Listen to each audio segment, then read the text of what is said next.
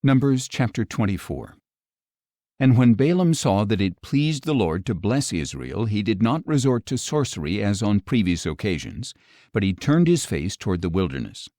When Balaam looked up and saw Israel encamped tribe by tribe, the Spirit of God came upon him, and he lifted up an oracle, saying, This is the prophecy of Balaam son of Beor, the prophecy of a man whose eyes are open, the prophecy of one who hears the words of God, who sees a vision from the Almighty, who bows down with eyes wide open.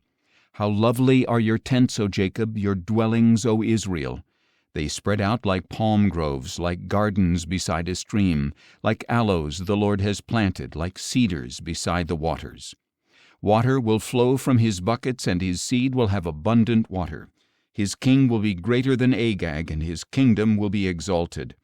God brought him out of Egypt with strength like a wild ox to devour hostile nations and crush their bones, to pierce them with arrows. He crouches, he lies down like a lion, like a lioness, who dares to rouse him? Blessed are those who bless you, and cursed are those who curse you. Then Balak's anger burned against Balaam, and he struck his hands together and said to Balaam, I summon you to curse my enemies, but behold, you have persisted in blessing them these 3 times. Therefore flee at once to your home. I said I would richly reward you, but instead the Lord has denied your reward. Balaam answered Balak, Did I not already tell the messengers you sent me, that even if Balak were to give me his house full of silver and gold, I could not do anything of my own accord, good or bad, to go beyond the command of the Lord? I will speak whatever the Lord says. Now I am going back to my people, but come, let me warn you what this people will do to your people in the days to come.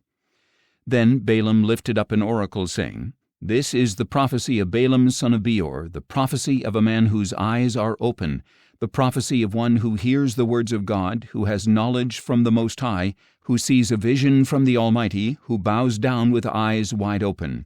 I see him, but not now. I behold him, but not near. A star will come forth from Jacob, and a scepter will arise from Israel. He will crush the skulls of Moab and strike down all the sons of Sheth. Edom will become a possession, as will Seir, his enemy. But Israel will perform with valor. A ruler will come from Jacob and destroy the survivors of the city. Then Balaam saw Amalek and lifted up an oracle, saying, Amalek was first among the nations, but his end is destruction. Next he saw the Kenites and lifted up an oracle, saying, Your dwelling place is secure, and your nest is set in a cliff, yet Cain will be destroyed when Asher takes you captive. Once more Balaam lifted up an oracle, saying, Ah, who can live unless God has ordained it?